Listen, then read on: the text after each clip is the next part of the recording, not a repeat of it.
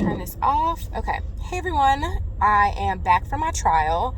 I am recording a little bit later in the day because as soon as I left court, it was snowing, and it takes me an hour to get from court to my apartment, the condo that I was renting, and then another hour to get to the rental property that I am staying at, renovating, working at, all that fun stuff. So that's just like extra. It was just like a lot of extra pressure to make sure that I was, on time, able to pack stuff because it's snowing now. At first it was rain and then it started turning into snow, and I was like, okay, like I need to make sure that I get home before it's like too late. And so, yeah, it's like bigger snowflakes, all this stuff that I just wasn't really trying to deal with, honestly. So yeah, I am starving. I forgot how much energy it is to do a trial when you're like in person, because you have to remember to stand when you do certain things and to sit and at weird times and to ask permission for all these things that you don't necessarily have to do when you're, at home virtually.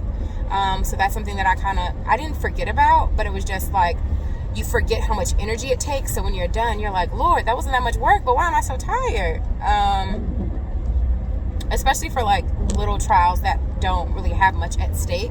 You still prepare a lot, but it's not the same preparation. It's not as long. It's not as much to prepare. Like for this case, I didn't even think the plaintiff was going to show up, because there are a lot of times that they don't show up. And it's also a little extra nerve-wracking because there are things that you're going to have to object to and argue that you wouldn't normally have to for attorneys, because they know what they're doing.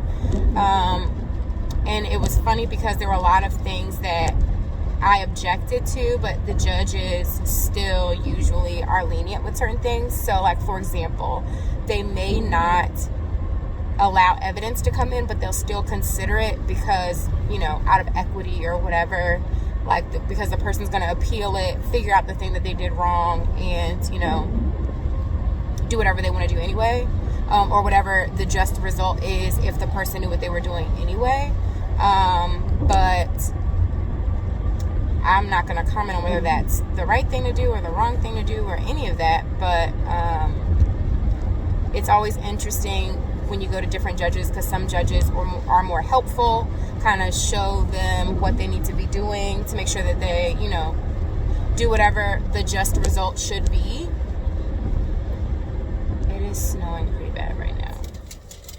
I spent $70 in Target, I know, but I wanted to show you guys some of the things that I got and explain why I got them and things like that, and you'll see it in my, maybe if I do a tour. I'm not sure if I'm doing a home tour or not, but I got these bins here that are $6 each, which I thought were super affordable, because I went into Home Goods a couple of times, and the cloth ones were nice, but they were smaller, and they were like $8 or $9. I also got the Do That's Deep Wash and Go collection, 5-minute deep conditioner for rapid hydration, deep curls, and all of that. My lips are super chapped. I keep adding chapstick. I'm probably not drinking enough water, honestly, but I thought it would be a good idea to get this lip balm just to see kind of if it's helpful at all for hydration and all the stuff that I'm like working on, trying to like be better, get better products and things like that. But here's the packaging.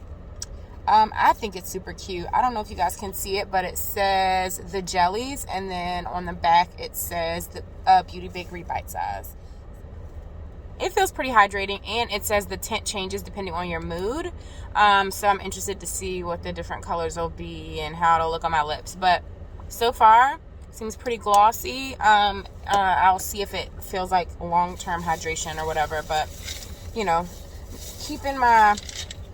keeping realistic expectations. Okay, so I'm trying out this new filter here, and not filter, it's not a filter, but I'm doing the live focus on my phone. I'm using my phone because my camera died, and I'm just uploading it to the cloud and hoping that my iMovie situation will work it all out. But I wanted to come to you guys and talk to you about the deposition I had today, because a lot of times I will have depositions and they're really smooth, quick, and then other times they will be long. And today I had a deposition from 10 a.m. to about 3 p.m. That's happened a couple of times for me before, especially if there are multiple plaintiffs or plaintiff and defendant are both getting deposed and people are asking a ton of questions or trying to prove certain things depending on the complexity of the case. But this time it was difficult because there were a lot of objections, some of which were warranted, some of which could have been avoided or handled differently. But yeah, it's so interesting when you have those kinds of depositions that take longer than you think they're going to take, or that require a lot of, back and forth between the attorneys, because that doesn't happen often, at least to me. And so you're kind of trying to navigate the professional space of being like assertive but friendly. So you're trying to make sure that you're not offending anyone or sounding too pushy, but at the same time, you're going to ask your question. You're going to keep asking it. And it's also interesting because there are times when if I didn't know what I was doing, there are definitely places where I think people could or would try to take advantage of the situation. So there have been examples, not necessarily today, but there have been examples that I wanted to share with you guys. Not specifically because I don't want it to be too specific to the case, but where I ask a question and the plaintiff may not want to answer. And if I wasn't as experienced as an attorney, I would just say, okay, I'll move on. Like, there have been times where plaintiffs have said, I will not tell you, I don't want to tell you, or my attorney, like, why is this relevant? I don't understand why I have to say this, or things like that. And there are a lot of times where people will say, like, this is uncomfortable. They'll start crying and things like that because some of the stuff that you talk about is very embarrassing. It's hard. And it's, difficult to talk to a stranger about.